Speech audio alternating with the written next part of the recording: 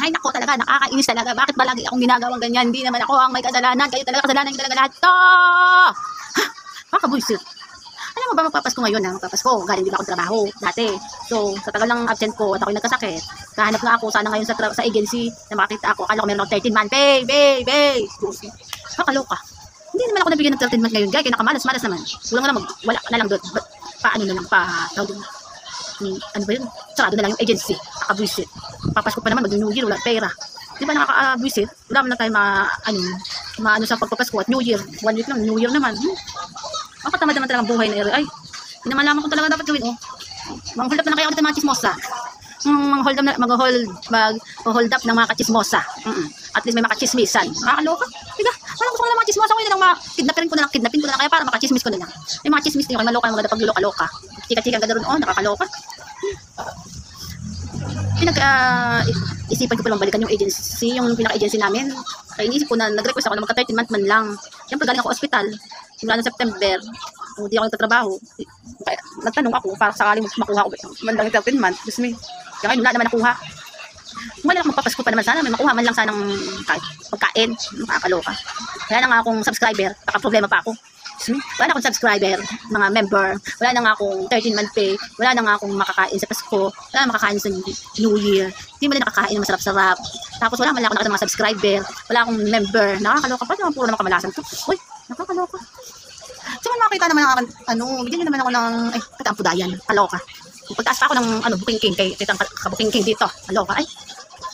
Yun nga, kasi nga binalikan ko talaga para makasakali makakuha ng 13 month kasi na-request ko na yun na nakarampang buwan.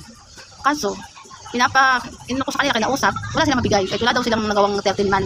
Di ba? Nakakabuisit naman, di ba? Yung nagkasakit kailangan mo ng pera. Ngayon, kahit lagyan ng 13 month, kailangan makabili mo lang ng gamot. Di ba? Tapos magpapasko, ano naman ang pagkain, di ba? Sa Pasko, New Year, di ba? Ganun ang buhay, guys. Alam mo ba, pumunta ako ng pinaka-agency. Hindi ako sumakay ng jeep kasi wala akong pera ng kapatid ko. Alam mo ba, sinama ko lang yung kapatid ko. At naglakad lang kami papunta ng agency. Ikot-ikot kami kung saan kami pupunta para lang makita namin doon kahit habang naglalakad lang kami. Naku, kainis talaga dahil. Nagdali na lang ako doon sa sobrang init pa ng panahon. Bakit ba naman kasi ang 13 month? Alam naman ang bigayan yun pag December, bakit hindi nila mabigay? Hindi nila maayos. Diba? Kailangan nga eh. Kaya nga nagpaayos nung last month eh. Para December maayos na. Nahibla lang ako dati sa nagkasakit ako. Hanggang ngayon kakasakit pa rin ata ako. Parang gusto magsakit na naman. Dahil sa problema sa kanila. Hindi wala makuha. Diba? Ganun. Wala nang tapos na wala nang katapusan sa high blood. Oo. Kaya nagtatrabaho ako nun. Puro kami high blood. Kasi nga lagi walang sahod. Oo. Diba? Nakakaloka. Ayun, diba nakakaloka talaga? Bakit ako ginagawang gano'n? Hindi ko naman alam dahil. Nakakainis. Kainis diba dahil? High blood talaga ako dahil. Bakit ko alam kung high blood talaga pala ako. So yun, sarap talang pasabugin yung bahay yung agency. Matapos na. Nakakaloka talaga. Hindi ko lang alam kung naka-withdraw yung mga dati kong katrabaho. Dati maka-withdraw sila. Kaya makuha sila ng pera ngayon sa 13 month. Kaso ako lang makuha. Bullshit. Alam naman nilang December. Kakailanganin ng kasi sila mabigay.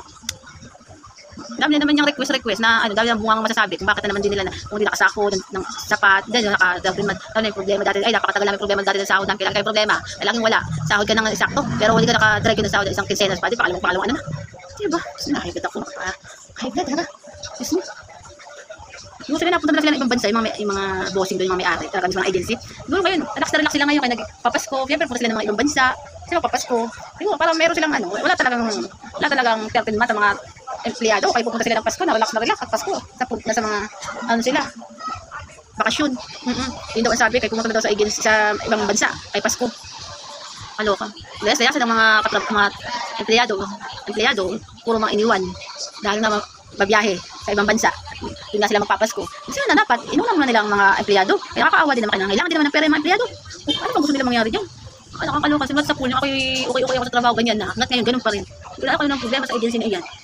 Pero dati nga nasa agency. Sabi ko nga, kailangan ko po kasi yung lang ako babalik ako magtrabaho. Pero hindi. Hindi naman kayo galing. So, uwihasan na lang punta-punta dyan. Kaya yun, nakakaan talaga. Sabi ko talaga na kapag doon, sana lang, maging masaya sila ngayong Pasko. Ewan ko lang kung mura sila ng mga ka-empleyado nila. Kung ganyan mura na naman sila. Siyempre, kailangan din magpapasko. Siyempre, asa na 13 month. Tapos yung naging sahuran nila, ewan ko lang nakumpleto sila ng sahod. Yung 13 month. Sana nga, mabigay nila. Isip na yan, kahit kailan, walang problema talaga. Puro lang head blood, low blood. Ay, naku. So, ngayon guys, ending, abangan ulit sa susunod na tawag kung magiging totoo sila na magkakaroon 13 month January. Kaya mo, 13 month, January. Visit na yan. Hindi tayo magkakaroon ng Pasko at New Year, wala. Di sa January, mamamas ko na lang sa January. Hindi tayo, babalik ako pa sa January. Kaya guys, kaya ako munang, ma-high blood ako ngayon. Ma-high blood, gusto ko, lang sila, kaya pasabugin ko na kaluka. Bye na guys, siya tayo ulit bukas ha, bye time.